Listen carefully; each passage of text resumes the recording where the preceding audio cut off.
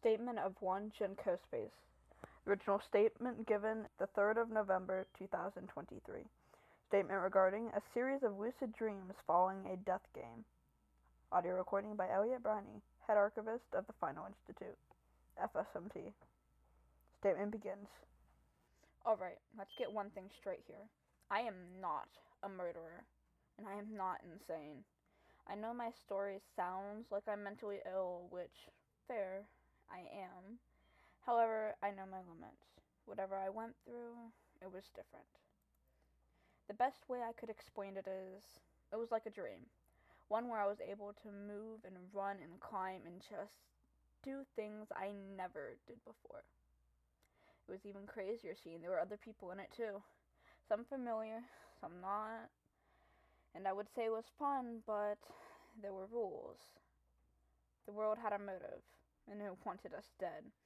Instead, it wouldn't just go out of its way to kill us manually, it wanted us all to slit each other's throats. That wasn't even the worst part, because the world decided it would be hilarious to give us more than one life. And lo and behold, I was one of the few to get granted 6 of those fucking lives. There are so many rules in this. By the way, we could give lives and take them if we had a certain amount ourselves. It was a literal chaos. I mean, I thought it'd be fine. I had chose a similar group that had life counts similar to me. But that just made us targets. We'd never tried hurting people. We wanted to be friends with others so badly, but we were always shunned. Especially from the overseers. Wait, you won't even know what that is. It's a team that absolutely hated every other team. I would tell you why, but that isn't the point. The point is, we had enemies, and I wanted to try amending some weak bonds.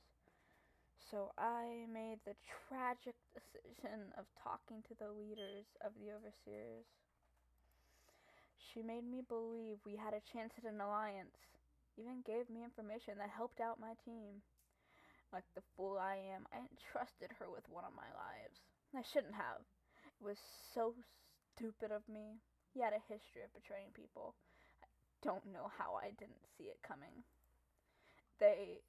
My team, dealt a heavy loss. I ended up being the only one with the most lives. I was panicking. My team was low, and my brother, Knox, he was down to 1 life. 1. They lost 2 lives, and we couldn't risk the death in the team.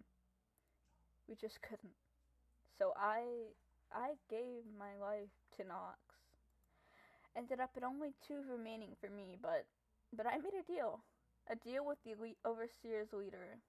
That when I was down to 2 lives, she would give me the life I gave her back.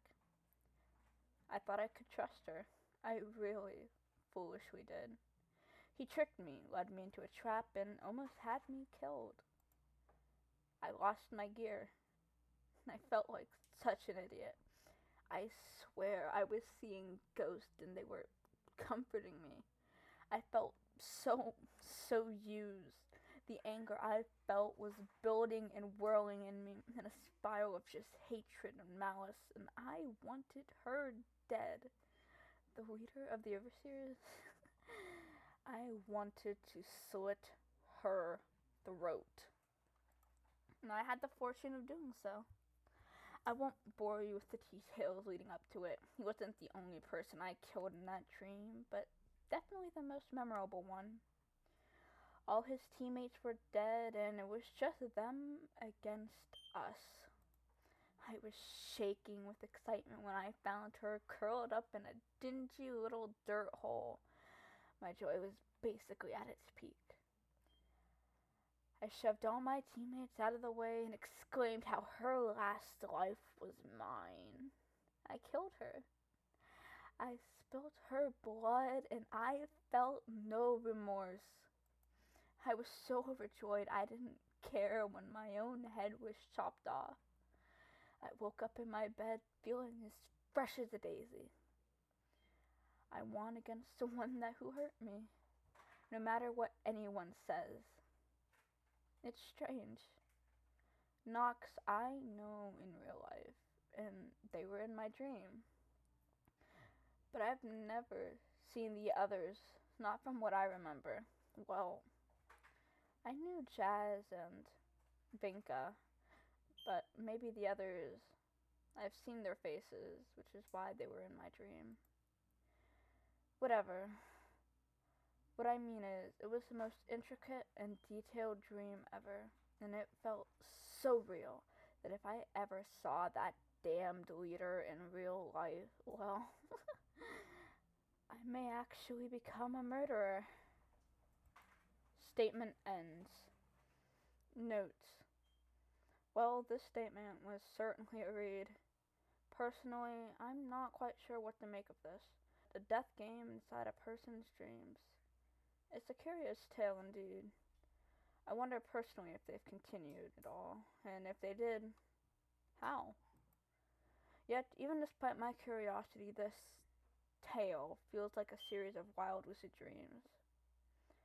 I'm not quite sure it would register as paranormal, and instead it's just the tale of a crazy fool, even despite what Mixed-Jin claims in their statement. I've managed to get into contact with Jin from the statement to see if they're willing to do a follow-up. They did agree, though I believe that information will be provided in a second tape on the situation. The file number and tape will be attached once recorded. Notes concludes.